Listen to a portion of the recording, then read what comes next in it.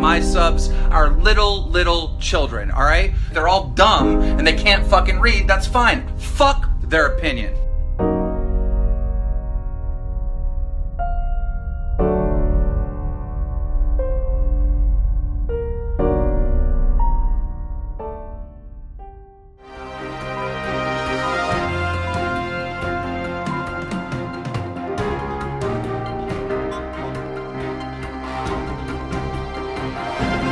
What is up, Drop Alert Nation? I'm your host, Killer Keemstar. Let's get roll.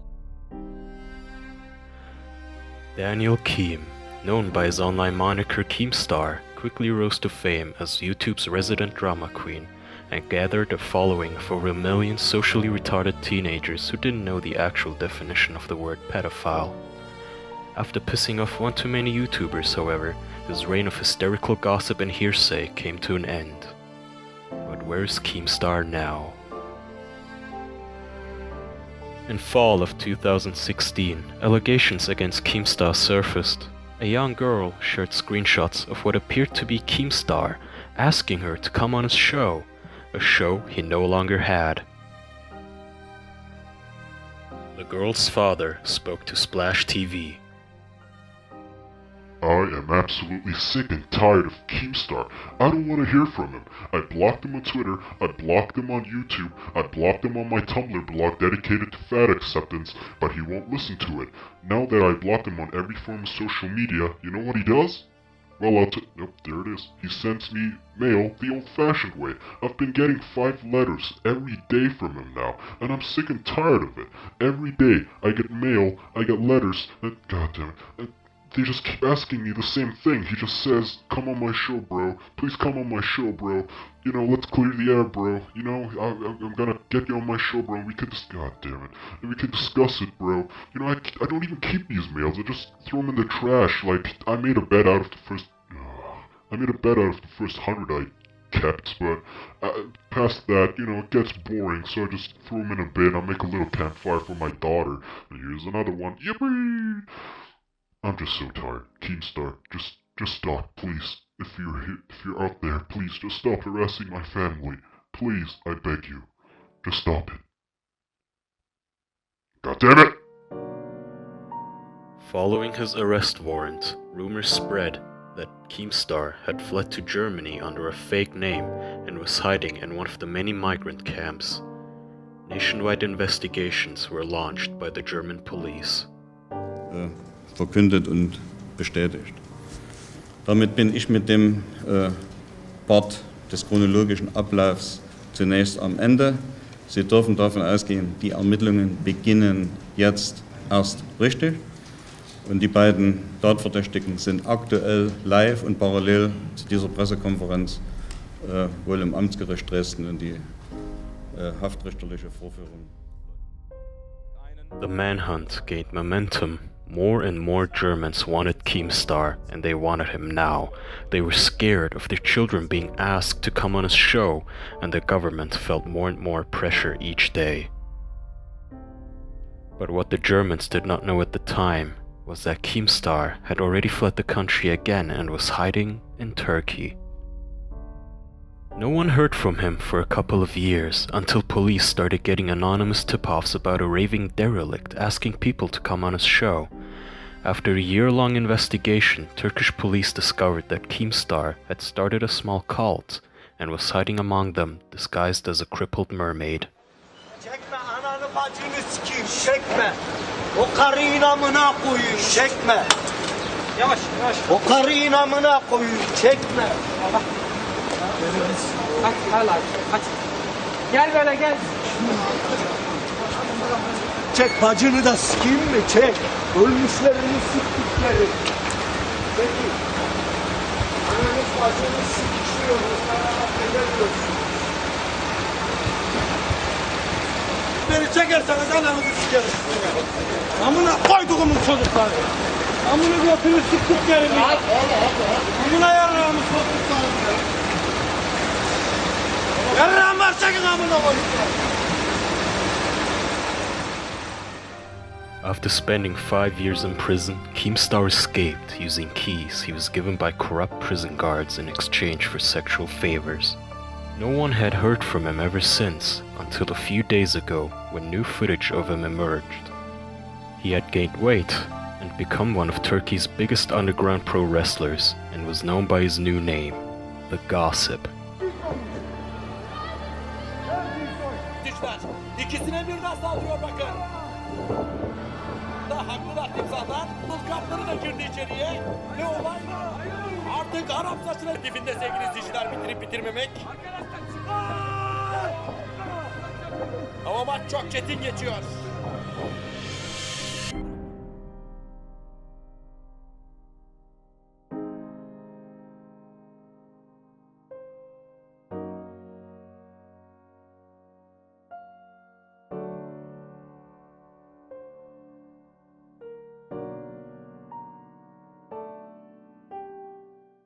Up next on Splash TV. Was the Hindenburg an inside job? Shocking new evidence might reveal that the real culprits were extremist air bison.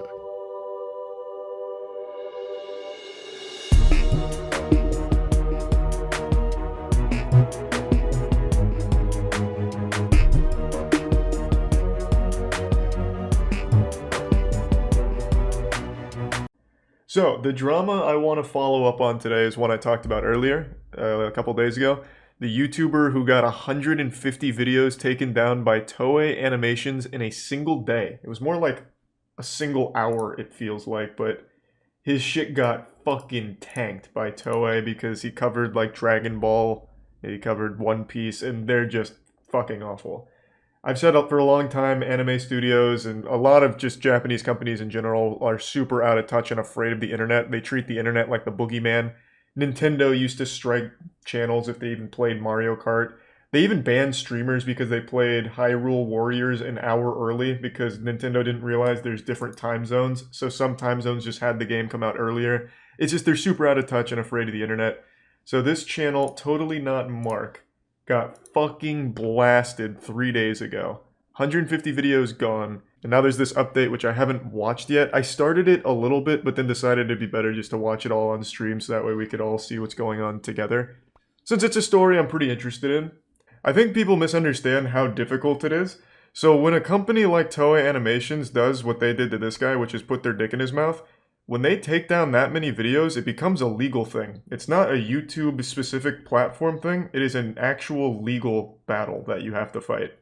That's why it's so time-consuming, and that's also why YouTube is extremely hands-off, because they don't want to get engaged in a legal battle. Especially not with Toei Animations. They have so much money to toss around.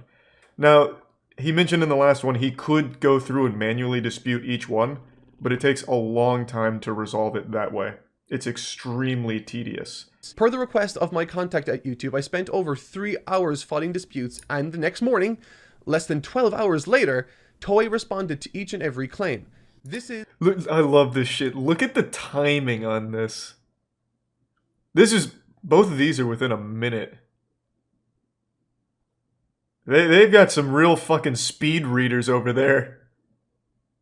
Some kind of supercomputer that's built for nothing but fucking people in the ass on the internet. That's impressive. Manually reviewed, too. Oh my god, they're incredible. They were able to somehow manually review all of these in 25 minutes. Sometimes in the same minute. Impressive. This time, of the 150 videos that I disputed, Toei released 19. Of the 150 claims, Wait, that's not bad. 19 videos. That's pretty and good. I think that by looking at these... We take those. No. So I'd like to quickly just bring you up to speed on the lore with what's happening in this new arc of the Totally Not Mark vs. Toei Animations anime. I didn't want to just let his video completely play, so I'm just going to go ahead and give you like the cliff notes of what's happening so far.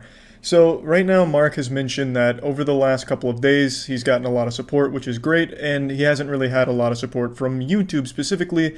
Everyone he's talked to has been very robotic and unhelpful, which isn't surprising because in cases like these, YouTube doesn't really do shit. The most they'll do is tell you to turn your computer off and on and see if that fixes it. They treat it like the world's worst tech support. They'll sometimes just fucking link you to frequently asked questions, and that's like their way of helping you somehow.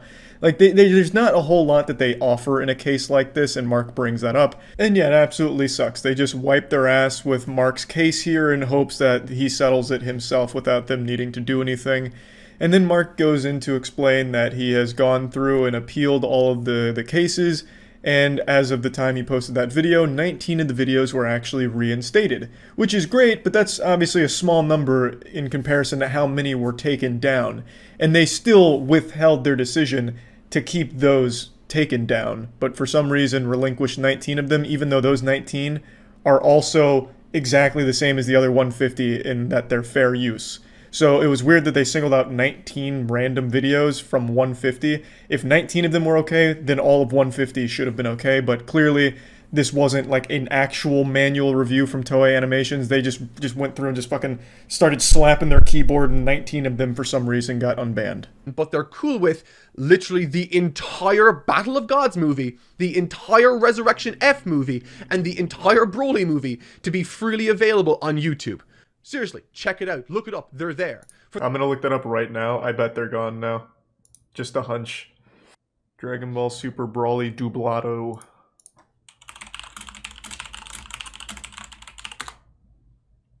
I'm wrong, it's still up. Nice, this guy's got a good run going. Toei Animations is powerless against Anime Power PI. Closer now. Check if that video has licensing. My man, I'll do it, but I can say with a high level of confidence, Anime Power PI did not pay Toei Animations for licensing right to re-upload the entire movie on YouTube. But you know what? Let's double check. Perhaps I am also underestimating the supervillain of piracy known as Anime Power. No, this is probably an official channel, actually, now that I look at it.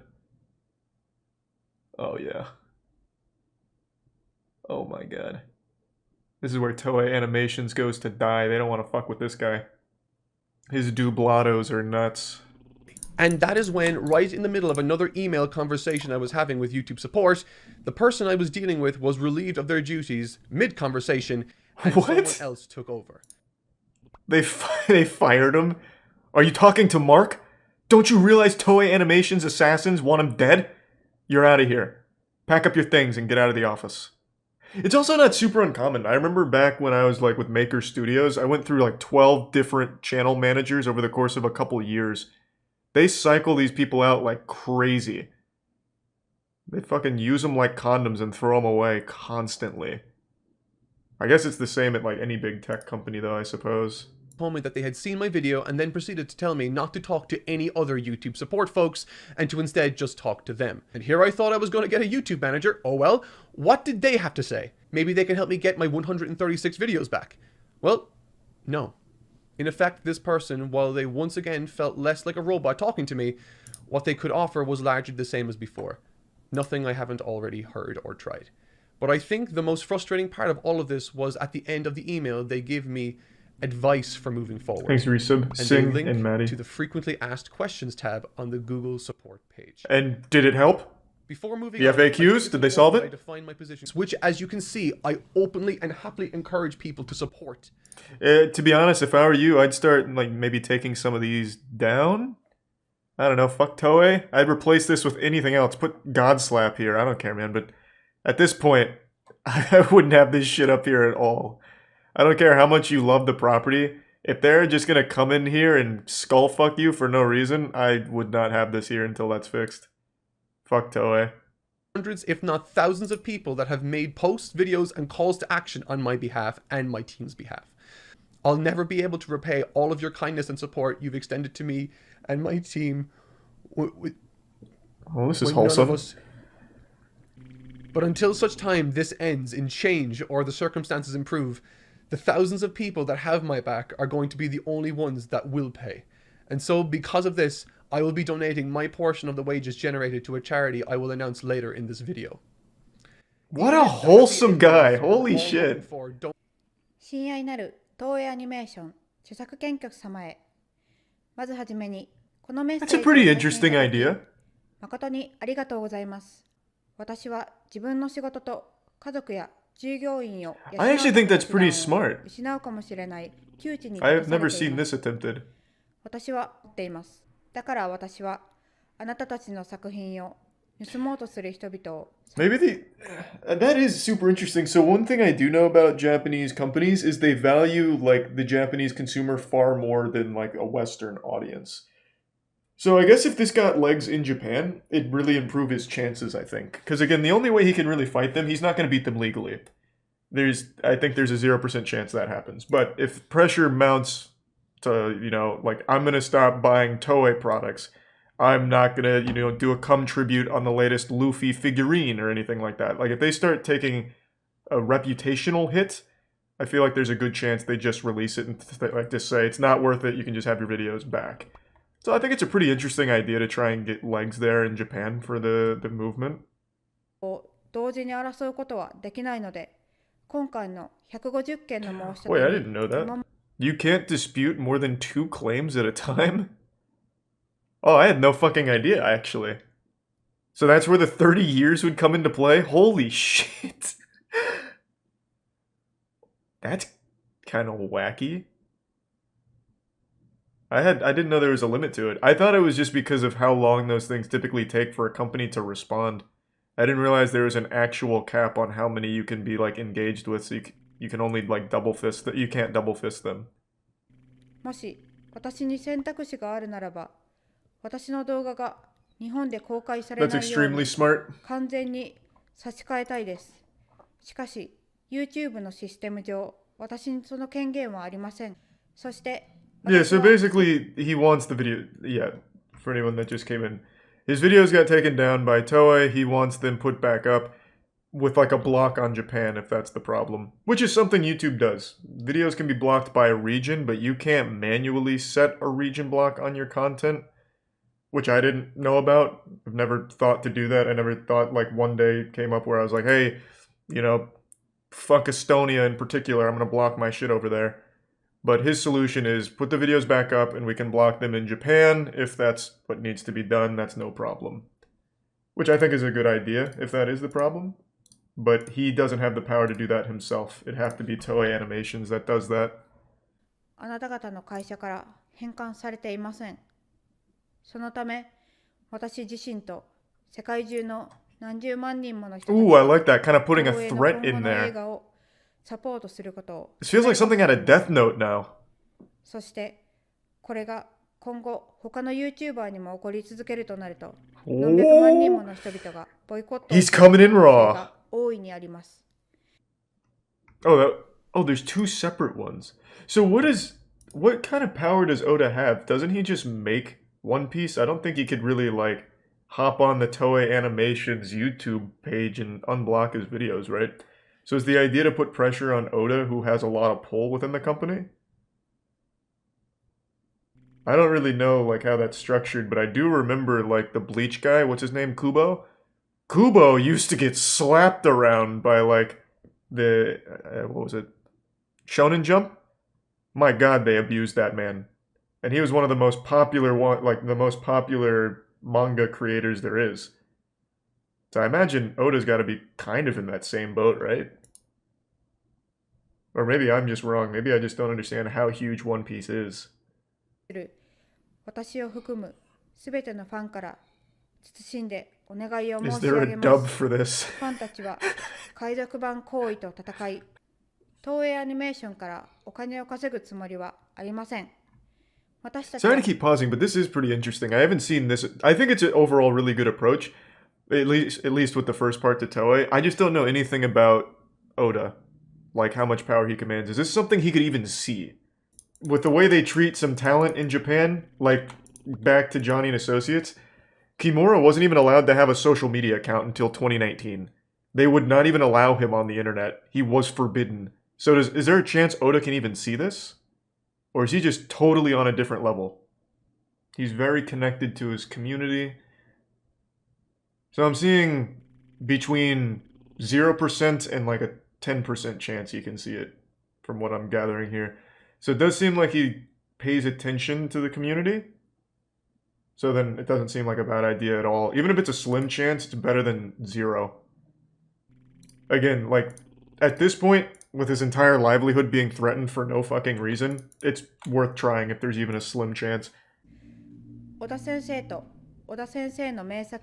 is weird. So I've seen this on Twitter, and now I see it here. This guy steals their content and then makes someone else make an apology. Well, A, he's not stealing content, and B, he's not making an apology. It even came across like a little bit of a threat towards the end there, which I fucking respect. Throw your whole meat on the table. Fuck Toei. He's not stealing anyone's content. It's no different than reviewing for movies or games or anything. It's the same way. It's the same exact thing. He does an analytical breakdown of the content. Like, it's not even close. He's not doing, like, what was her name? Like Susie, who just puts her face cam while watching Naruto. That's not the same thing. He breaks it down and talks about it from a storyteller's perspective and going over, like, the entire purpose of why it exists. It's a really dumb take. At no point is he stealing any content. Even when he uses clips from the show or from the manga, that is totally within his right to do that. Reviewers do it all the time for other properties without issue. It's only for anime that they take this supreme stance where, like, unless we give you permission via our pigeon carriers, you don't have our blessing, and we will fuck you up. It's very dumb. Like, it's super silly. Yeah, I think even if that's a super slim chance Toei or Oda sees that, it was at least worth trying. Pretty much out of options.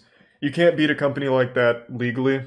They can abuse it all day because no one can really afford all of those fees. Hopefully that works. He got 19 videos back apparently, so it's at least moving in the right direction. That would also be an extremely big W for the platform as a whole. If Mark's case swings in his favor, that's good for pretty much anyone on YouTube. That's good for fucking Trash Taste, that whole gang, and pretty much anyone who covers manga. That sets a precedent. And I think that's pretty important. If nothing else, though, at least he didn't get striked for them. So even if it doesn't win, it doesn't result in a W, he will at least be able to keep creating. And maybe just never touch anything Toei related again. Which is also pretty shitty because One Piece is the biggest anime thing ever. So to have a company focused on the discussion and breakdown of anime and manga and not be able to talk about the biggest one ever is also super bad for the company. So not a great resolution. Hopefully it'll all just get handled. But to stand in solidarity with Mark, I won't be watching the new Dragon Ball Super movie. Even though I don't think I was going to anyway, because the title of it was enough to make me not want to. It's called like Dragon Ball Super, Superhero, Super Turbo or something. But now I will absolutely not even think about it for a moment. Because fuck them. I'm still watching One Piece. I'm still on episode 46. I keep falling asleep. It's been a little over a month and a half since I got to episode 46, but this one's a real siren song. It is putting me to sleep every night. I know it's a filler episode, but I already made the commitment to just watch it all. But like I said, One Piece is doing exactly what I needed to do. It's putting me to sleep. And when I finish an episode, it's like, hey, that was cool. I finished one. Yeehaw. And then when I fall asleep during it, it's like, man, I slept great. Thanks, One Piece. Toei stock fell $190. What the fuck? Are they publicly traded? Oh! Wow! Wow! Toei is killing it! Man, that's weird. It looks like the strategy of targeting a YouTube channel's really not panning out. Granted, I don't think it's a direct correlation. I don't think their stock is hitting bedrock because of them going after Totally Not Mark, but I like to think that it's related in some way.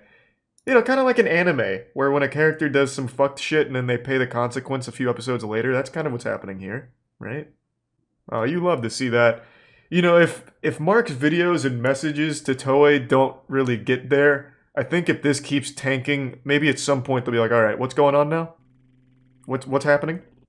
This video is so new, it's not even showing up in his uploads yet. He posted a video less than a minute ago. Hold on, why isn't it coming up for me? Oh, here it is.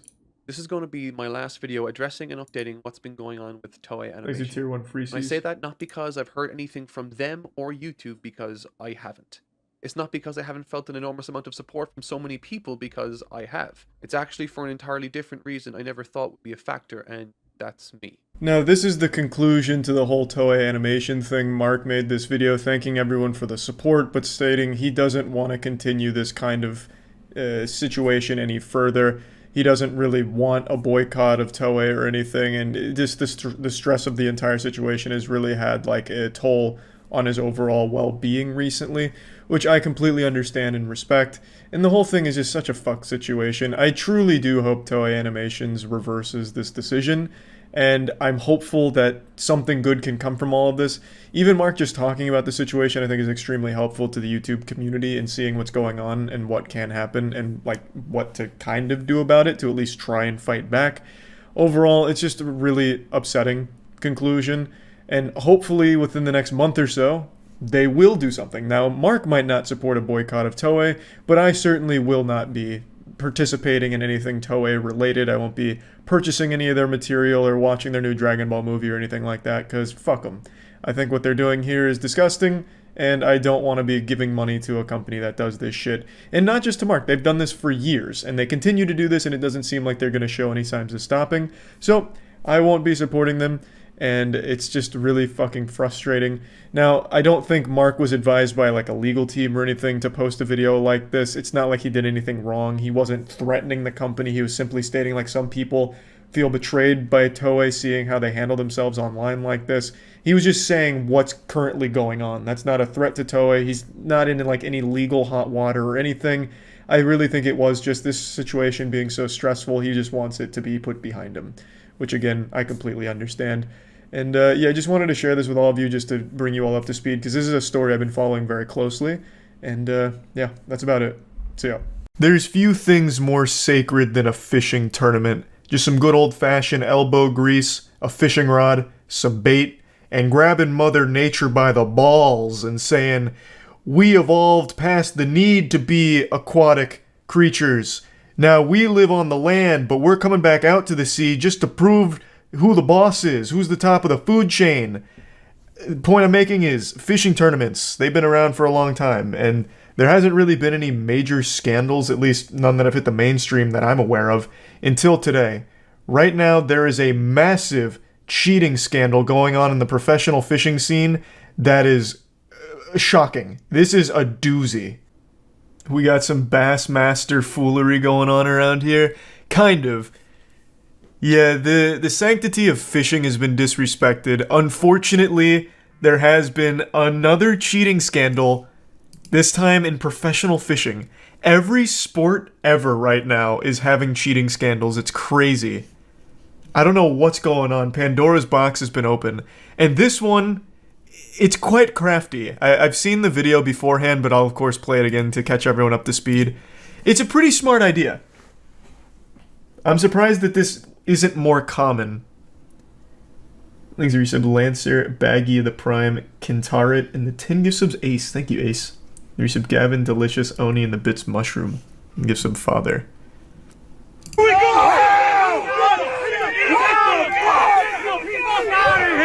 It's like a NASCAR rally.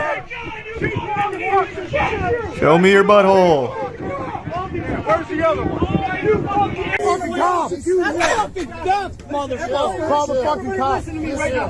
Now, I'm going to be on the side of the fishermen here.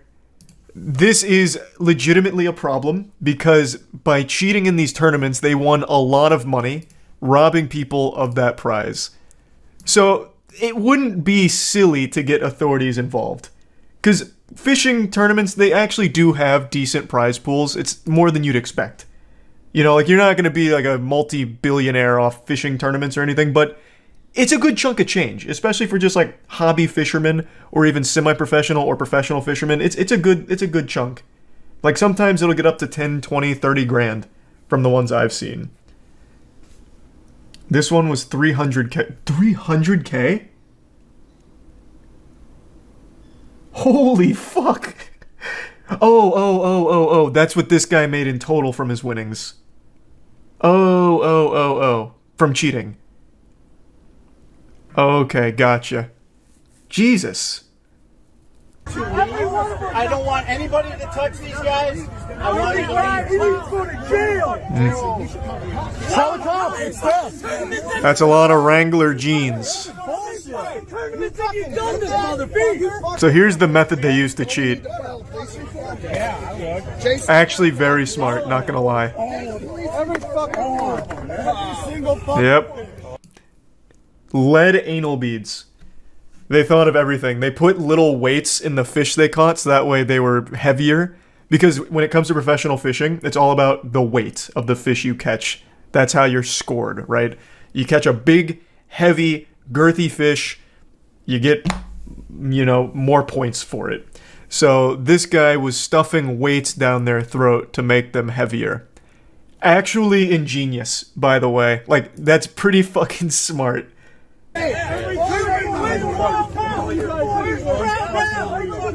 Fucking champ, dude. I mean, we all fucking knew it. What the fuck, man? One guy's just so disappointed. Hey, man, what the fuck? A filleted fish. Look at this is a fillet, yeah. A fillet fish. It's a walleye fillet. Yep. He needs to go to jail. Now, one thing I had a question on, because I haven't finished the video, I wanted to save the ending for stream, so that way we're all learning together. Is this the cheater right here? Because he looks very defeated. I'm assuming this is him. Yeah, it is. Jake, as the good book said, you can't cheat in fishing. One of the 10 Commandments. And he's got sponsors, too. At least judging by his jacket here. That's rough. You got anything to say? Hey, you guys we fuck all that fucking money. You fucking talk shit to me, dude. And that's what you fucking do. How many fucking ways are in there? You fucking gone. Oh, man. I'm surprised it didn't get more aggressive. What did Steve do? Take pictures. I need pictures. You videoing this whole thing? Got video. Yeah. I videoed it right off the rip. Was Steve the one that caught him? Hold on, let me take pictures. You fucked over a lot of people, man.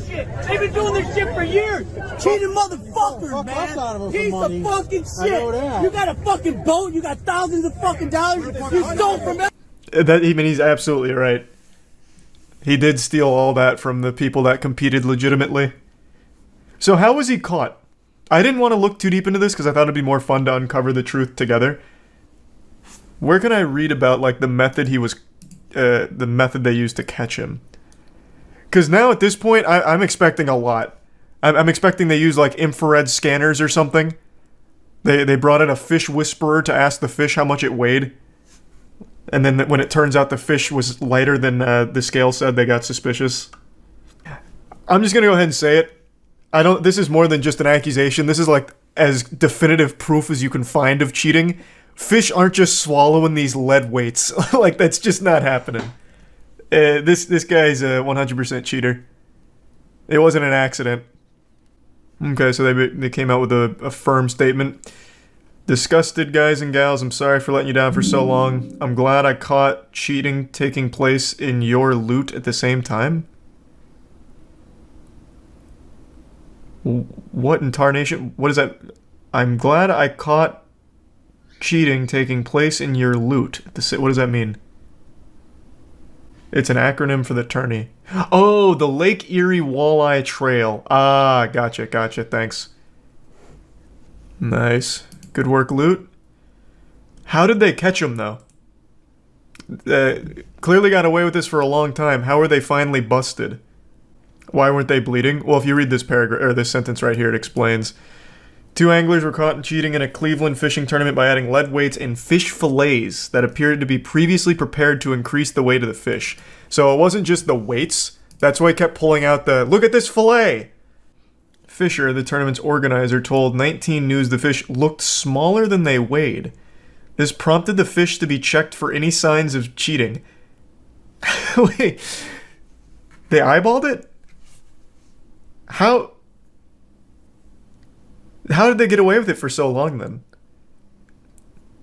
I assume the weight was just like marginally bigger than the fish, so that way it wasn't too suspicious, but if they were able to eyeball like, wow, this is outrageous compared to the size, how could they have possibly got away with it for a long time?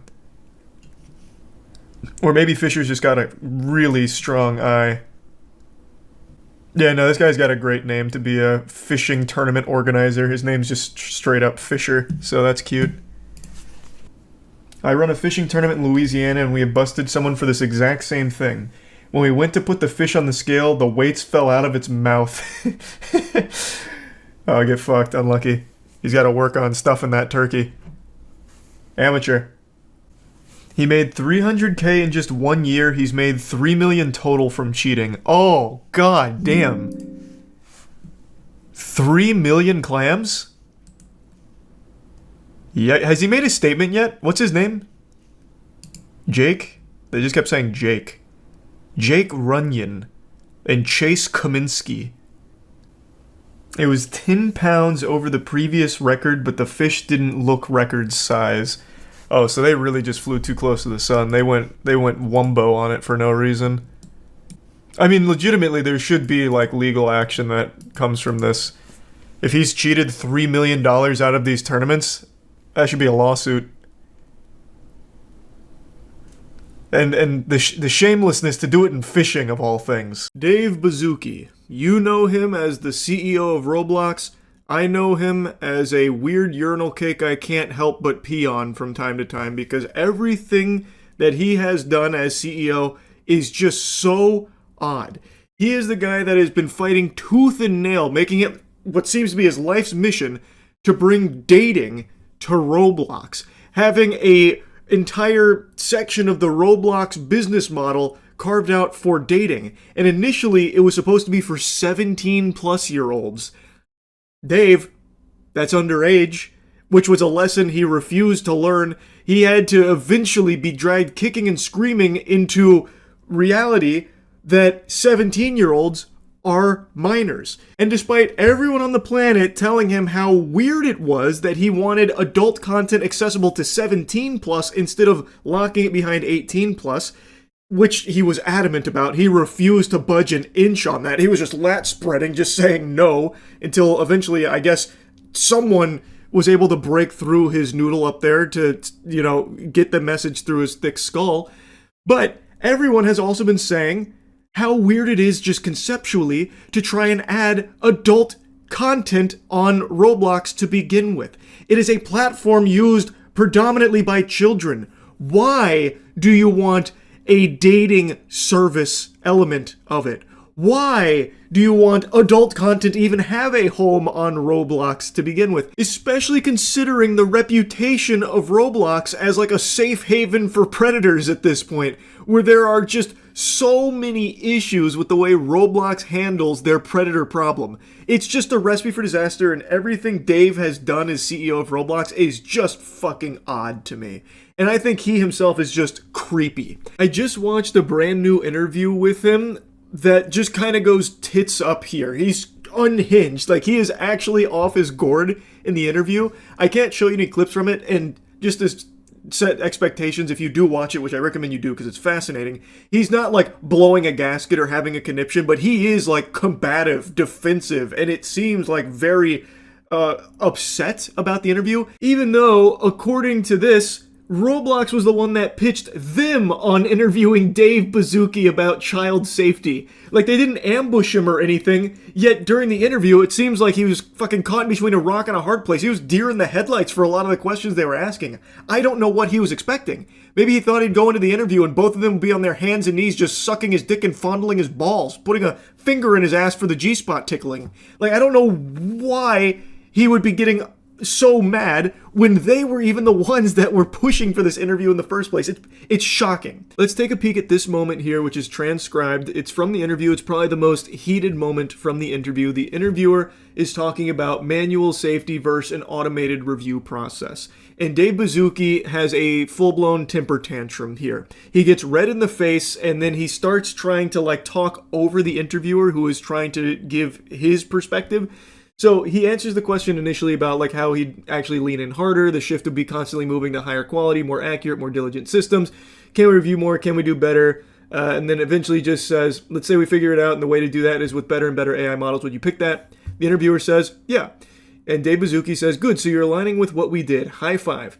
The interviewer then tries to give more to his perspective on things, saying, "But I've also been covering social networks," and Dave Bazooki chimes in instantly to try and shut it down by talking over him, saying, "Thank you for supporting our Roblox decision matrix." Again, the interviewer tries to squeak out more thoughts. Dave Bazooki is not having that. He is going to try and absorb all of the fucking air in this room to try and bury the interviewer's topic. He tries again, "But I also remember 15 years ago when," and here's Dave Bazooki with the fucking sledgehammer from the top turnbuckle. He interrupts, "I'm so glad you guys are aligned with the way we run Roblox. High five." This is literally the behavior of a child putting his fingers in his ear going, "La la la la la, I can't hear you, I can't hear you." That is what Dave Bazooki is doing here. And once again, the interviewer tries again. "Right, I also remember 15 years ago when Mark Zuckerberg was saying," and then Dave Bazooki, once again with the fucking RKO. Is this a stealth interview where actually you love everything we're doing and you're here to stealthily support it? Watching this segment of the interview was extraordinarily uncomfortable. It was so awkward, it had me kind of squirming in my seat a little bit, listening to this imbecile start to get combative here and try and bully the interviewer into submission to try and like force camaraderie or something. "Oh, so like high five, you support us. Hi, stop, shut the fuck up. High five, you support us. You like stealthily love everything we're doing, am I right? Fist bump, put her here. You want me to sign you up for the Roblox dating service?" I know. Alright, I'll give you an account. It's fucking weird. This guy sucks. He is so creepy. And if you want further evidence of that, just look at the way that the interview starts. Dave Bazooki immediately just kind of goes mask off here when asked what he thinks about the problem of predators on Roblox. His response was, "We think of it not necessarily just as a problem, but an opportunity as well. How do we allow young people to build, communicate, and hang out together? How do we build the future of communication at the same time?" You couldn't script a worse answer. When asked about his perspective on the predator problem with his platform, he said he doesn't view it just as a problem, but an opportunity. What? Pardon? Say that again for the people in the back on the bleachers. What did you just say about the predators preying on children on your platform? You view it as an opportunity? What a remarkably stupid thing to say, but maybe he's being very honest. I have always got the impression, and many others, that Roblox doesn't take the predator problem very seriously. There has been nothing in Roblox's history that leads me to believe that they do as much as they possibly can to keep children safe on that platform. So maybe this is Dave Bazooki just going full goatsy here and letting us take a peek at the foul insides. That he just doesn't really care that much, and really, it's not just a problem to him, but a real opportunity. I think, and this is being very charitable, but I think, based on the way he continued in the interview right after that, what he was trying to get at is that he's viewing this as a big conundrum that they're trying to solve of how do you grow all of these tools with one of the biggest platforms on the planet while also trying to like moderate it. So then he was going into like the state-of-the-art tools they're working on, like the age estimation features and the AI moderation tools and stuff like that. So it seems like he's trying to say like he's viewing it as an opportunity to grow their safety measures, kind of. I'm kind of making a big, generous leap based on how he was saying things, but the way he paints it as like an opportunity is crazy to me, because this is a huge issue that has been festering in his platform for many, many years, with who knows how many countless victims, how many countless children have been preyed upon by predators on his platform, and they have just simply not done enough to keep them safe, and even at times actively made it harder for those predators to be held accountable. And instead of like recognizing just how big of a problem that is and how bad it's gotten, he instead says that it's not just necessarily a problem, but an opportunity. That is so fucking tone deaf and just a really weird sentiment to even try and be expressing here when asked that question. And the interviewers do continue to talk about this subject, and it really seems like Dave Bazooki was completely caught off guard with his fucking pants down here. So the interviewer goes on, "Yeah, I mean, you mentioned sort of kids leaving the platform, and it does become clear in those lawsuits that Roblox is kind of, where predators go to find kids, but then they do try to," and Bazooki once again cuts in, "Well, I would say in the lawsuit or press, yes, I would categorically reject the actual description of what you're saying, but yes, what you might read in the news would portray it in that way, but then the interviewer interjects, "You don't think you have a problem with predators on the platform?" To which Bazooki says, I think we're doing an incredible job at innovating relative to the number of people on our platform and the hours and really leaning into the future of how this is going to work. Now, I get being the CEO of this multi-billion-dollar corporation, you can't just go out in there and say, yep, tons of pedophiles, predators running rampant on the streets of Roblox. I know, it's gotten bad, but don't worry, we're doing our best to put out the fires. I know he can't just say that up front, but he's just kind of like outright denying the existence of how big this problem is. And if I was a parent of a child who played Roblox and I saw this interview, I am deleting their account this same afternoon. Like, this is a CEO that I have no faith in keeping children safe on the platform from these bad actors that are preying upon them on Roblox. This interview, like, it is such a disaster. I don't know how he or anyone on the Roblox team thought that this would be a good idea for them if he is this unprepared to handle real questions about a very legitimate problem with his platform. And what's crazy is he is just like comically delusional and creepy and scummy. Like, not even just in the way he handles the questions about child safety on the platform, but one of the hosts here asked him a joke question about should there be a poly market for kids inside of Roblox, which is clearly in jest. Would you ever put a prediction market inside Roblox, like let kids bet with their Robux and say, I bet he's gonna steal a tung sahur? I know I've reached unk status at 31 years old. I have no fucking idea what that means. And then the other host chimes in, or I bet he's not gonna dress to impress. And Bazooki, upon hearing what is clearly to most sane people a joke of a question, actually talks about why he thinks that's a very good idea. I think we would have to do that once again. I'll share some of the complexity. Every single country in the world has different legislation around loot boxes and kid gambling, and so we would have to be, it sounds very fun and obvious, like I love that. That is his perspective on kid gambling, by the way. It sounds very fun and obvious. And then the interviewer chimes in saying, oh, to be clear, I think this is a horrible idea. And then there's laughter.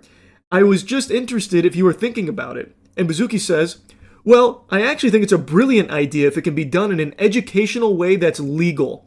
And so imagine no free Robux, no free prizes, just a game called the Dress to Impress Predictor, where it's not like trying to get kids money or anything like that. I would be a big fan of it. And then the interviewer's interesting. Yes, start them young. That's what I always say when it comes to gambling. You're never too young. This slimy worm is unironically actually trying to preach the pros of enabling kid gambling on Roblox. He's trying to say, well, no free Robux, no free prizes or anything, but what if it's educational? Educational gambling, of course, Dave Bazooki. How did I not think about that with educational gambling on Roblox? Absolutely, yeah, that won't open the door to anything bad.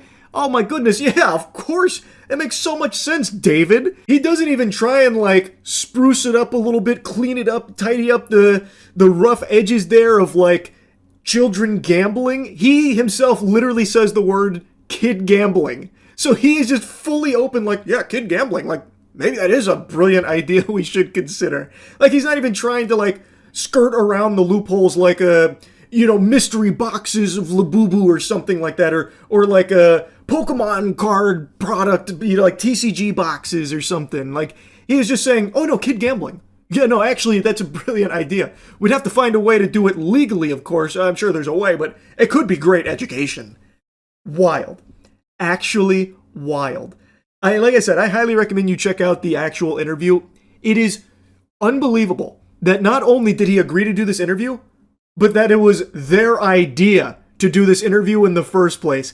He wanted to be interviewed, apparently. Unreal. I just had to yap about this once I watched it. That's really about it. So yeah. I'm sure a lot of you have seen all of the FaZe drama that's been going on Twitter over the last couple days. And FaZe is something I've talked about quite a bit over the last year because it's been an absolute circus.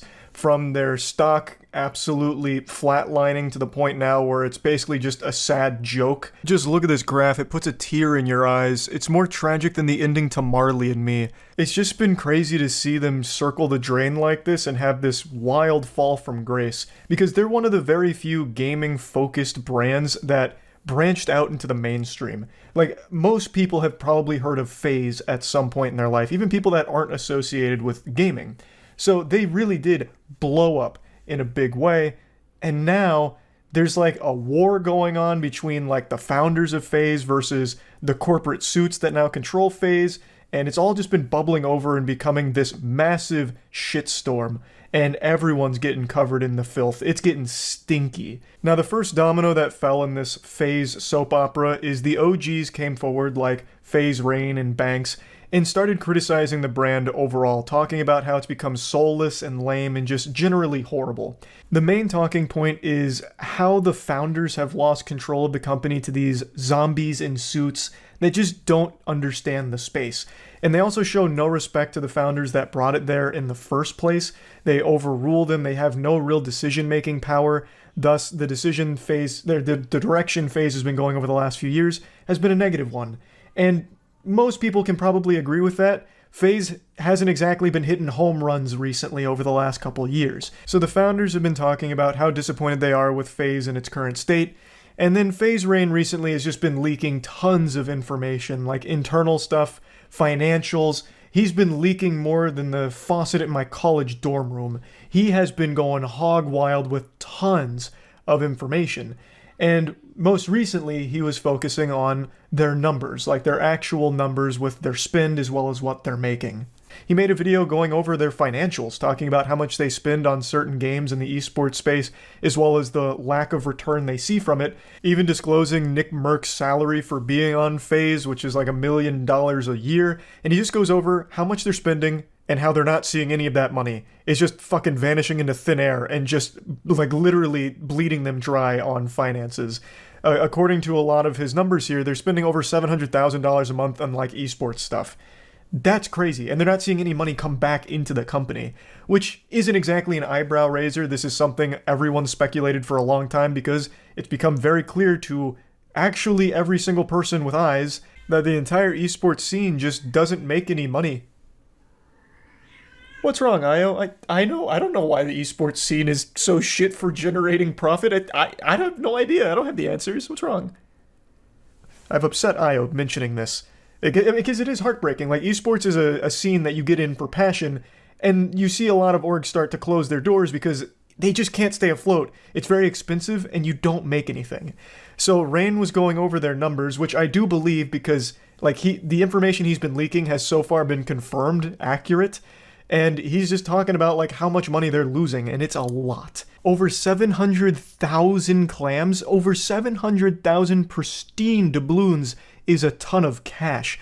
That's nuts. To convert that to Robux, I wouldn't even know where to start. You'd need like fucking 50 zeros at the end of that number. It's a lot of money that they are pissing away and not getting anything back from.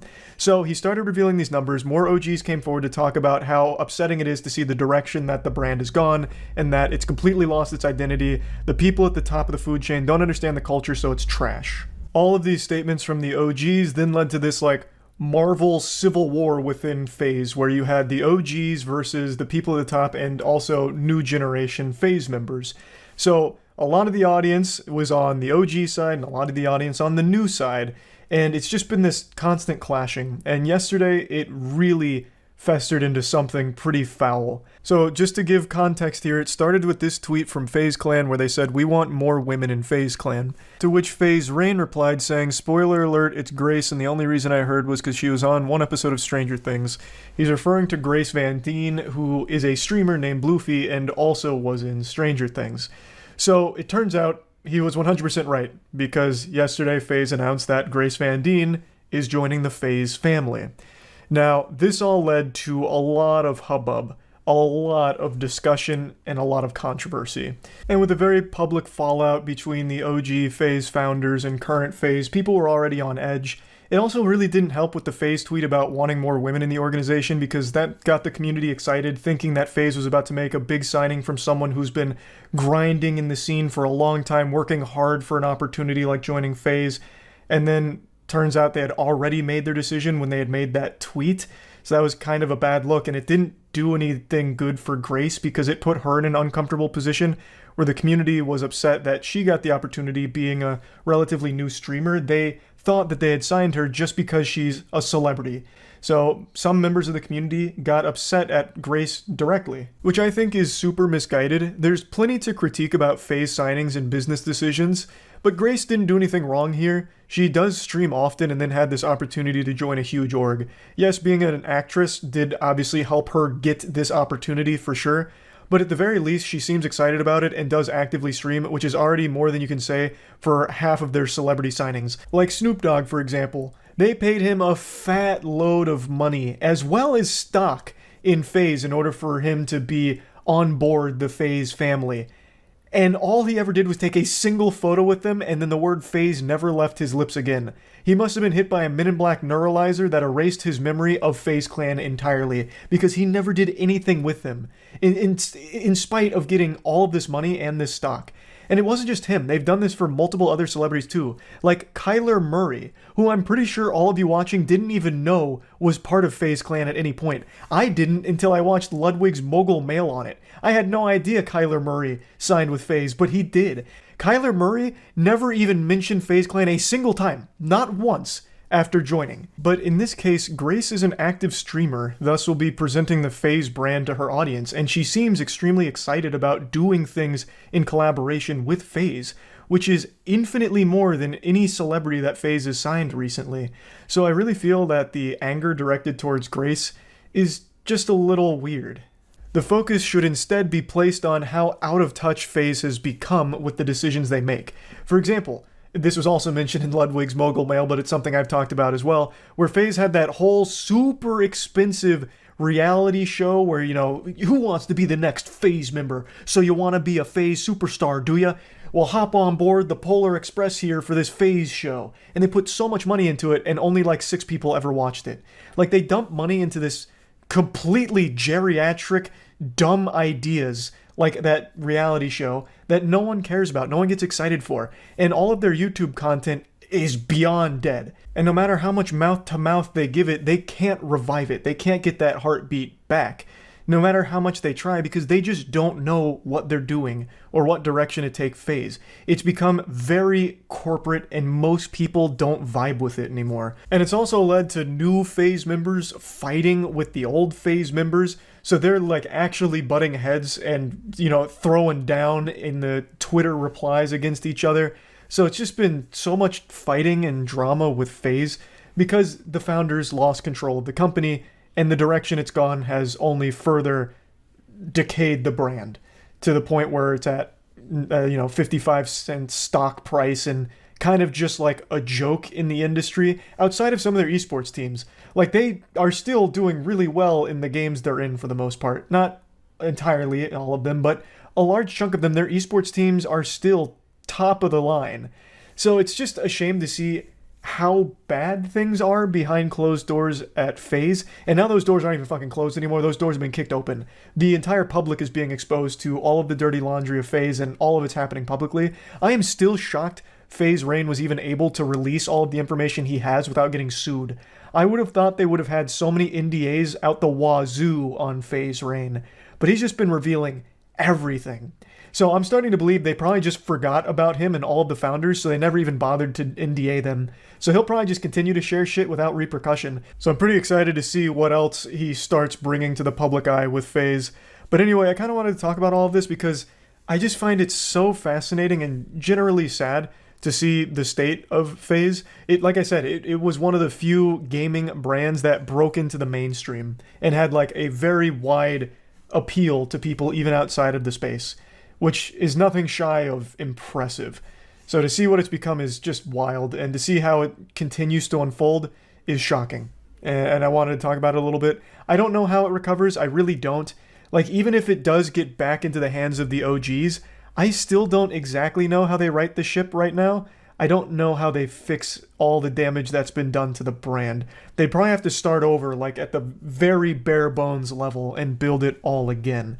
Because it's just been so tarnished, and they've lost so much money as well. I just don't know exactly how you fix it. But anyway, I just wanted to go over it all. That's about it. See ya.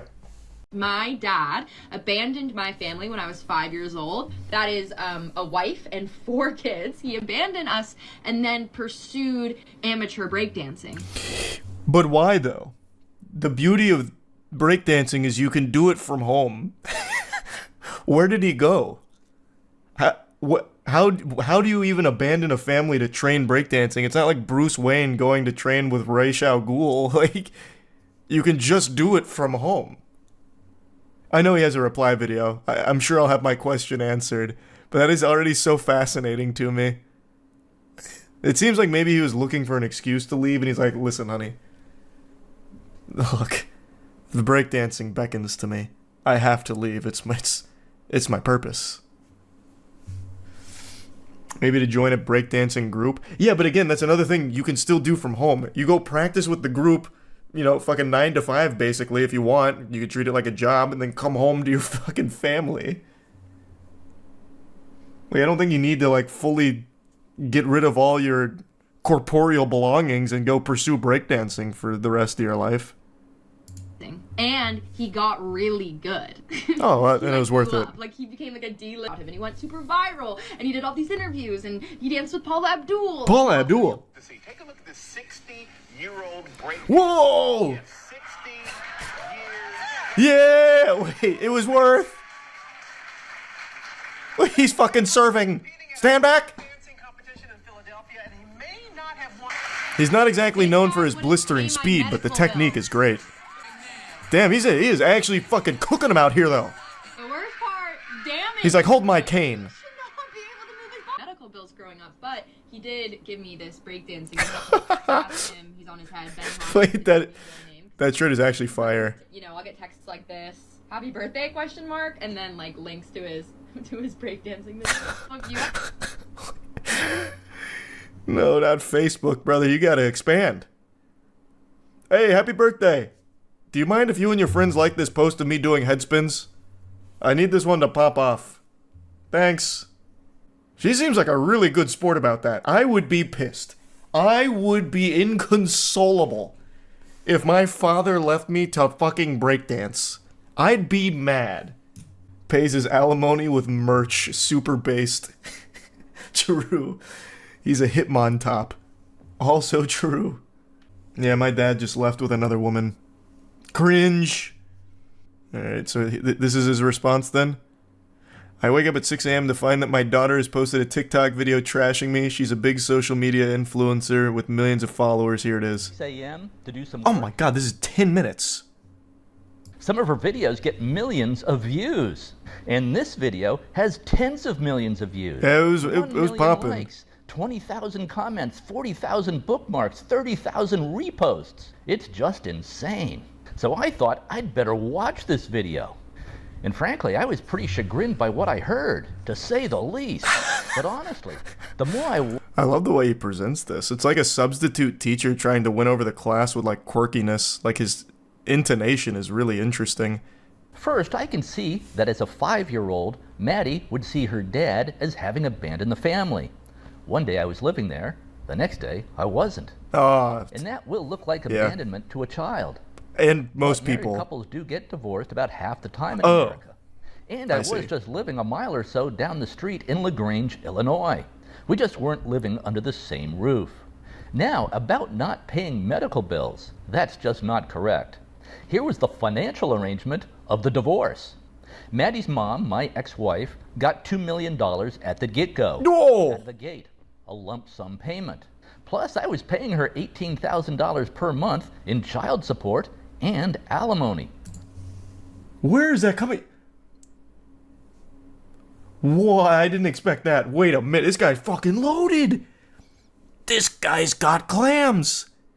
And moves. What does he do? Just go to the bank and just fucking headspin? Just killer bean on him? Fucking serve him until they give him the money? Where does it come from? I saw the kids all the time. No abandonment, just a divorce. Was I at fault in the divorce? Yeah, I would say I was about 70% at fault. I own that. Maddie's mom and I were really not compatible in many ways. That was pretty honest. Compatible in some ways, but not in other ways. Do I regret? She did ballet, he did breakdancing. No, it would never work out. If I had not married Maddie's mom, Maddie and her 3 siblings would not have been born. They would not have existed. One other slight correction, which I hesitate to even bring up because I love the way Maddie did this in her video. I did not abandon the family for breakdancing. I have a career is that not real? in the advertising business, built an ad agency. That's how I was able to afford to pay Maddie's mom $5 million. Okay, Maddie's mom it's and I all making separated in sense. 2004 and divorced in 2005. I took up breakdancing entirely by accident in 2012.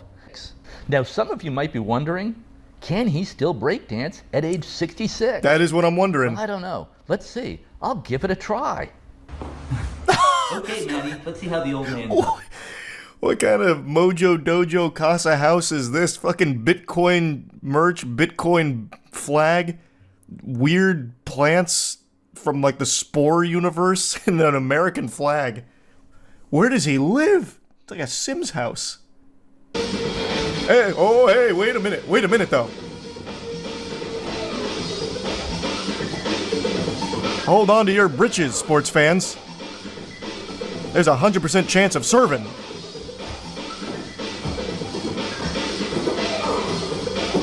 He's like actually good too.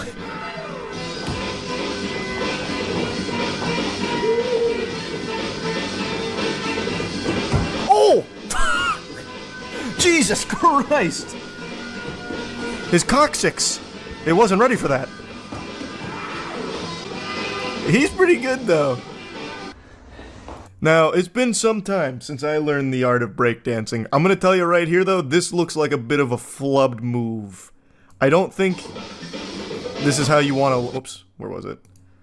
I don't think this is where you want to land it. Because he just kind of like... pelvis to the floor blasts it. Where was it?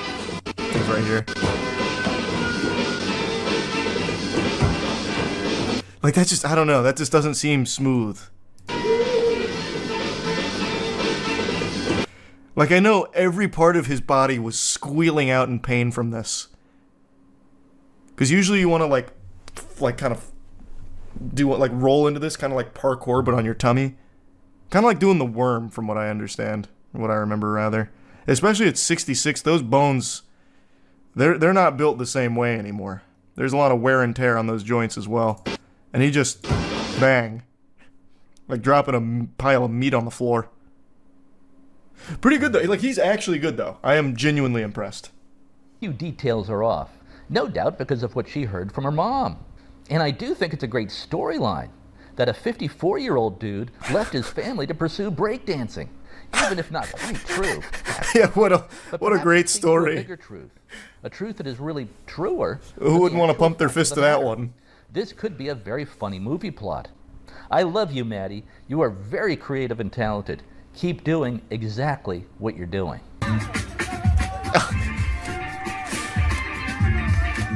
Man, this guy loves Bitcoin. He fucking loves it. Breakdancing and Bitcoin, the two big B's in the industry. Actual B-boy.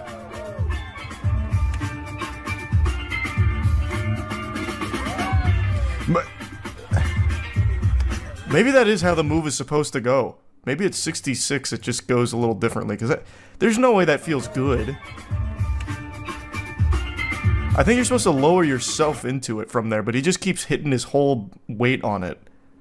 So you said Maddie responded to that video? Where's that? Now I want to see. Is this it? Okay, here. Obviously, in real life, it was a lot more, like, complicated and traumatic, and it was really hard. He left us, immediately married another woman. We didn't hear from him for years, and then he would visit every few months, and we'd go out to dinner, but, like, he truly had no hand in raising us at all. We don't speak with any sort of regularity. He doesn't know when my birthday is. Like, as you guys saw in the video I posted, he got it wrong. He gave us some money growing up. Yeah, but he gave you some cool merch. I don't know the nitty-gritty of the financial situation. I really, really don't. But I do know that several times I've asked him for financial help with medical expenses, like especially like in college, and he wouldn't help me. So that's what I was referring to in my video when I was like, he wouldn't pay some of my medical bills. I'll probably delete this completely absent father. He's like, I was just a bike ride away from those kids. And it's like, not once did any of us ever take a bike ride to his house. I don't think I've ever been in his house ever. So this whole thing is so bizarre. Like, I'm so surprised that he responded to my video because well, it's not really a house; it's a dance studio. Way worse than I made you seem. To be fair, like, in my video, I just made you seem like such a wimp. I don't know who to believe. The only true thing is that at 66 years old, that guy can boogie. I don't know about the inner workings of the actual family dynamic there, but boy, howdy, I tell you what, he can cut the rug. That's all I know about that. Did he respond again? Jesus, it just keeps going back and forth. He's like, hey, Maddie, I've got some new moves. Yeah, maybe I moved in with my new wife and I didn't see you guys a lot, but look at what I studied back then. It's called the Bitcoin Boogie. I hope he responds again if he hasn't. I'm really interested in this now. I am fucking captivated by it. This video... Oh my god, 30 minutes. Jiminy Christmas. Fuck. A Sunday video on my daughter's viral... And another new Bitcoin shirt. Her dad. Many of her TikTok videos get millions of views. Maddie's initial video about me got 7 million views last I looked. Just on TikTok. Hey, okay, is there 2x speed on Twitter? Okay, we're gonna 2x this bad boy. Abandoned my family when I was 5 years old. That is. What is the difference between So he's posting. Okay, so this footage is to show that he was more active in their life than she lets on, I guess. I don't know. Now I skipped around too much. Fuck. But I think that's what he's trying to show. Like, he filmed these videos with Maddie, and it looks like one of the other siblings. So he was at least present sometimes. and a friend. So you have about 300 subscribers. So he's got some home movies.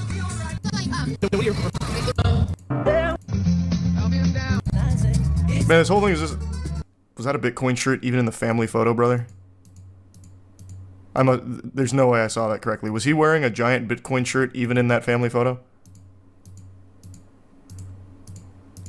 It's hidden from me now. It was. It's literally like a paintball shirt, but with Bitcoin on it. My God. His Bitcoin merch is like my white t-shirt. He's like always in it. Let me be clear. Maddie is not lying in her videos. She is saying in these videos what she perceives to be true from her perspective. She's expressing her truth. And her perception is impacted radically by 19 years of brainwashing by my ex-wife. I don't want anyone attacking or bullying Maddie for her videos or views. She watched my video and seemed to like it, thought it was funny. So then I suggested, since you aren't going to take down your video and correct it, I would at least like you to post my response video on your feed. I explained to her that people will love it, predicted that it would get millions of views on her channel, because her videos often get millions of views. I also suggested to her that after my response video, I could fly out to Los Angeles. We could then do a collaboration video, sit down together, and hash out these issues. This dude's like a YouTuber leech. Like, hey, wait a minute. What if we like collab? Look, I'll teach you a headspin, right? We'll plug Bitcoin, right? Obviously. And it'll be like fire content. Like, what do you think? Well, then my response video will start to blow up. Hey, Maddie, who are you rating these days? Yeah, can you get me on your auto host, Maddie? Like, I just posted the fucking incredible Bitcoin HODL explanation. Like, I think it'd go really hard. Your audience would vibe, if you don't mind putting me on there. Mentally. They try to take things in stride and don't get wrapped up in drama. Anyways, no, we did not move to Florida. Wanda and I bought a second house in Florida in 2015. But we still maintained the Illinois house. And remember, the kids were older by this point. 2 were in college, 2 were in high school. The kids were doing their own thing by this point. We would typically stay in Florida in the winter, and then stay in Illinois when the weather was nice, in the spring, the summer, and the fall. We would shuttle back and forth between houses. Wanda and I still travel back and forth between Illinois and Florida, even though the kids have grown up and dispersed around the country and the world. Except for my son, who is still in Chicago. I'm learning so much about this family. University in 2021. Upon graduation, she went to Los Angeles, co-signed her apartment lease, and paid $2,500 toward her used Ford Fiesta. But also, she had broken up with her boyfriend around this time. She said she needed to go to grief counseling and therapy. She and her mom wanted me to pay for that too. That's where I drew the line. I consider medical care to be like when you're sick or have a broken leg or need stitches, got into a car accident, stuff like that. Not grief counseling over a breakup with a boyfriend. Also, counseling and psychology today are completely dominated by far-left female wokesters. Although no males in that profession. So no doubt her therapist would be telling her the problem was her dad. The last thing I wanted to pay for was more brainwashing against her dad and against men in general. So I gave her the medical bills and refused to recover. Now she did land a job in LA with NBC Peacock streaming, and that was going very well for her. She loved it. She was an assistant writer for a show. But then the writer's strike hit, which lasted about 6 months, and she temporarily lost her job and was laid off at NBC Peacock streaming. She, of course, approached me to see if I could help her out with funds. Otherwise, she said she was forced to move back to Chicago and live What a crazy arc that just went on there out of nowhere. Hey, you want to see me breakdance? Yes, I don't really believe in therapy. It's kind of like woke female things. I don't know. I don't believe in that. The only thing I believe in is Bitcoin and headspins. Damn it. point. Okay, good, I say, exclamation point. I'll be there then too. When do you get in? Looks like everyone wants to do dinner Friday night. I get in Friday. Put me down. Love, another love here, you know, these love type things right here, you know, like that. And that's pretty much just kind of how we communicate all the time. It's just, you know, I love you and all this stuff. And she just tells me about what's going on in her life pretty much every day. My plane made it. Sorry I missed you. How was your Christmas? Thanks. You know, that's what our conversation's like, and literally they're just all the time, like that. So it just goes and goes and goes and goes and goes and goes and goes and goes and goes. So, well, I don't actually know how you can that's pretty convincing. You can just read through those texts. And it's constant. Let's see, I'm scrolling through my text conversations with Maddie almost the entire time, dumping all over the dad, the ex-husband. And that's the way it works in every divorce that I've seen. But now there's this other element. The kids are also being brainwashed into leftist woke insanity out of school, starting in kindergarten, all the way through college and grad school. Girls in school are taught to hate men, to see themselves as victims of the so-called patriarchy. And they're taught that there are many genders. And why not consider changing your gender? Kindergartners are taught this today. The schools are teaching math, science, and marketable skills that will actually help the kids succeed in life. There's almost nothing of value being taught in the schools at any level nowadays. It's all political. We came from breakdancing. So here's my advice. Don't send your kids to college or even to school at all. The schools are pure poison. Homeschool your kids instead. Then instead of wasting $350,000 sending your kids to Harvard or some elite college, or any college for that matter, just have your kids learn a marketable skill for free or almost free online. There are also good courses at community colleges. A degree from Harvard carries very little weight today. Elon Musk, by the way, has said this many times. School and college are mostly a colossal waste of time and money. I just want things to go back to the way they were, for everything to go back to normal, where we're all having dinners, laughing, joking, and hanging out. Like we were a few weeks ago at Christmas. Maddie's older sister Toria's come to some of my breakdance battles, one in Chicago, one in New York City last year. My breakdance battles. I love Maddie to pieces. I bet when he places on the podium, he goes into like a whole spiel about it, like, don't ever send your fucking kids to school. Okay, I'm done. Thank you. Thank you so much. Thank you so much. The woke mind virus is out there. Avoid it. Okay. And then check this out. Okay. All right, I'm going home. Thanks again. All I have to say. What I prefer to be talking about is Bitcoin, and why Bitcoin is really the only hope for freedom survival. That's our only hope? We're doomed without Bitcoin? Fuck, Jesus Christ. All right, I gotta buy some Bitcoin. God damn it.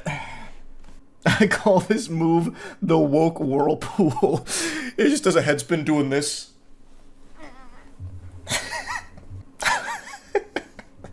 This was such an incredible saga. Has she responded again? Is there more? Oh my god. There's still more. How? It's still going. Fuck. I'm too deep. Help. Tweet my dad had posted being like, my daughter is a famous influencer. She has millions of followers. She's a big social media influencer. And now everybody thinks that that's true. Like, nobody fact checked that. Like, nobody, like, everyone's rolling with it. Like, every news source, every tweet. Like, I'm a small creator. I'm not even monetizing my account yet because I'm too small. I have 70,000. Like, love you guys, but like, I definitely don't have millions. And all over his How much does Ben have? My daughter, she's just Ben's got 15. So in the eyes of Ben, that's pretty big. And 70k is definitely nothing to scoff at. But yeah, I suppose in like the current landscape, when you say like famous TikTok star, you're thinking millions. This is so quiet, I can't really hear it. Go on to, you guessed it, TikTok to dump some trauma about her childhood. Now to be clear, Maddie's got millions of followers on TikTok. Did nobody fact check? Did she not? Did nobody do research into this? It's like, I mean, it's hard to click a profile. Like manifesting great. Yeah, I mean, to be fair, she's not wrong. Yeah, that is objectively wrong with the millions of followers and all of that. That is true. Yeah, it's hard to know who's telling the truth and who's lying, but the dad did bring some receipts that there is a lot of text messages, and he's got like family videos and shit. And it seems like they hang out pretty often. But I don't know, I'm not part of the family. Though I feel like I'm pretty close at this point. I know everything about them now. I was distraught when the family broke up, like the divorce from 2005. If you scroll back up in the tweet in the article, the dad said something so racist that the dude literally bit him. Huh? What does that mean? Oh. Oh my.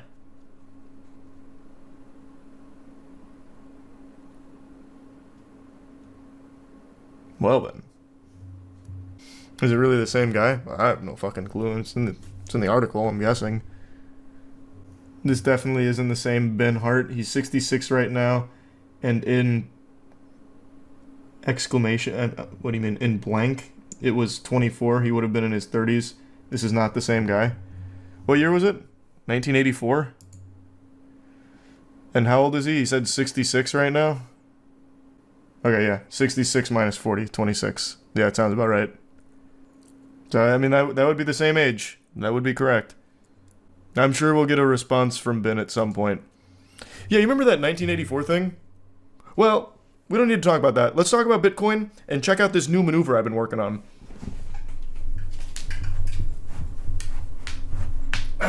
So about that Bitcoin. The bone cracks. I know, my bones actually crack more than Ben's. But yeah, I have no clue. Couldn't tell you. This was an incredible saga to follow, though. That was interesting. I know so much about that family now. I feel like I should be able to go over for Thanksgiving